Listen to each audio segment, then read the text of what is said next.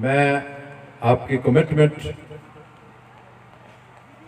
और फिर यहाँ जिस तरह आपका स्टैंड था और जिस तरह आपने भारी अक्सरियत से यहाँ में मैंडेट दिया पीटीआई को,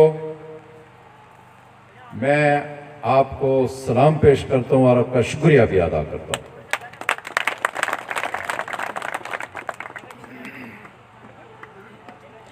फारूक साहब ने सब कुछ अपने से उतार के मेरे ऊपर रख दिया और होना भी यही चाहिए था और होता भी ऐसे ही। एक वक्त में यहाँ में आया था और इसी तरह का एक खूबसूरत प्रोग्राम यहाँ हुआ था और आप लोगों ने मुझे पज़िराई दी और अल्लाह ताला ने इतना उसमें रंग भरा, इतना भरा कि आप और मैं सोच भी नहीं सकते थे। और जब सोच नहीं सकते थे तो ऐसा हो गया कि फिर तवक्कात ऐसी हो गई कि वो भी अनगिनत थी और फिर इस तरह की थी कि जो एक बादशाह से, वज़ीर आज़म से, सदर से तवक्को हो सकती है वही तवक्को आप की भी, खरांज वालों की भी थी। लेकिन अल्लाह ताला का निज़ाम है, हमें ज़्यादा वक्त नहीं मिला कि हम थोड़ा सा ऊपर आके आपके भी इस इलाके में शामिल हो जाते हैं। लेकिन आपको मैं यकीन दिलाता हूँ कि आप आज के बाद फारूक साहब, आप और आपके लोग इंशाअल्लाह नंबर 1 रहेंगे। और जो हमारा नंबर 1 होता है वही नंबर 1 होता है, वो फिर 2 तो हो सकता है, 3 नहीं हो सकता। सियासत में चीज़ें ऊपर नीचे होती रहती हैं, लेकिन ये है कि दिल से इंसान को बुलाना नहीं चाहिए, दिल से वो कदर मंजिल गिरानी नहीं चाहिए। तो मैंने यहाँ कहा था, खरांज वालों आपको लेट डाउन नहीं होने दूंगा, ये लफ्ज़ मैंने इस्तेमाल किया था। मुकर्रिर ने बड़ी खूबसूरत बातें की, मौलाना ने भी बहुत अच्छी बात की है और मुझे सब अच्छी बात फारूक साहब की लगी कि फारूक साहब को जो मसले दरपेश हैं उन्होंने बड़े अच्छे अंदाज में पेश कर दिए। आपके उम्मीदवार ज़िला कौंसिल ने भी खूबसूरत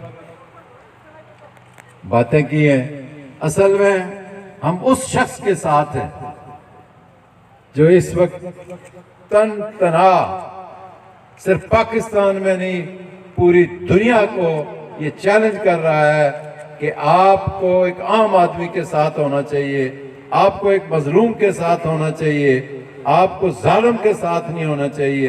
वो है इमरान खान। और जुल्म जहां रवा होगा, जहां जुल्म होगा, वहां इमरान खान की आवाज जाएगी।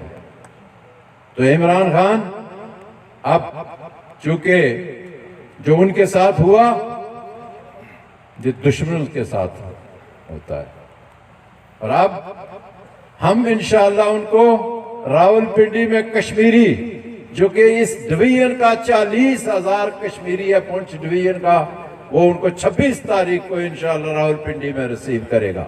उनके मार्च को और उनके धरने के साथ वो लोग होंगे।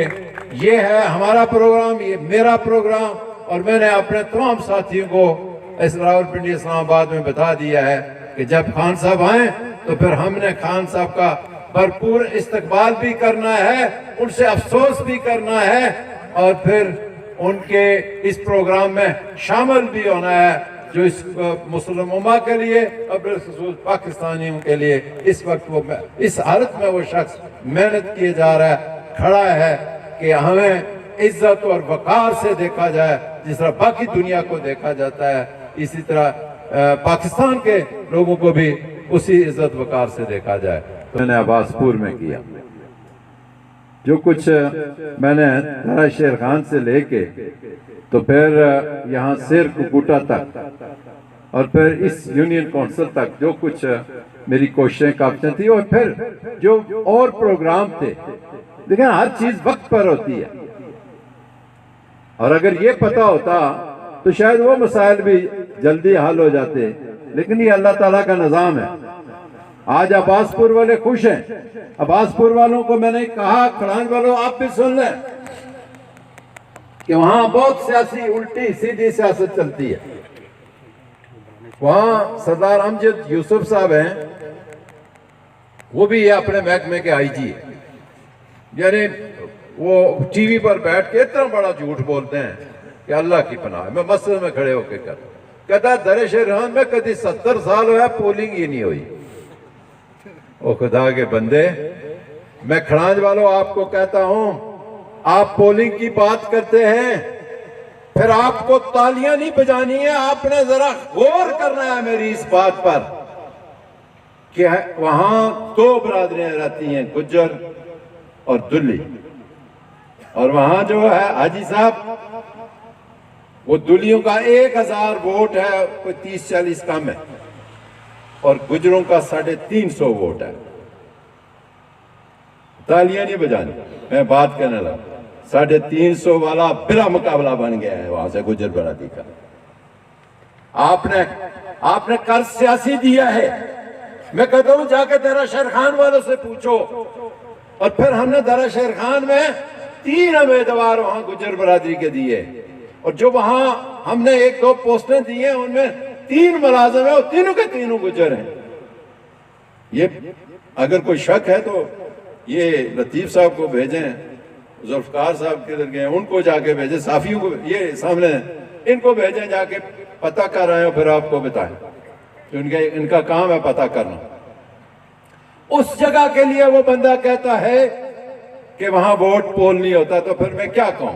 ऐसे लोगों के लिए मैंने अब्बासपुर में खड़े होके कहा था कि अब्बासपुर वालों, ये 3-4 जो लीडर है ना आपके, इनको बीच में से निकाल दो, मैं आपको संभाल लूंगा।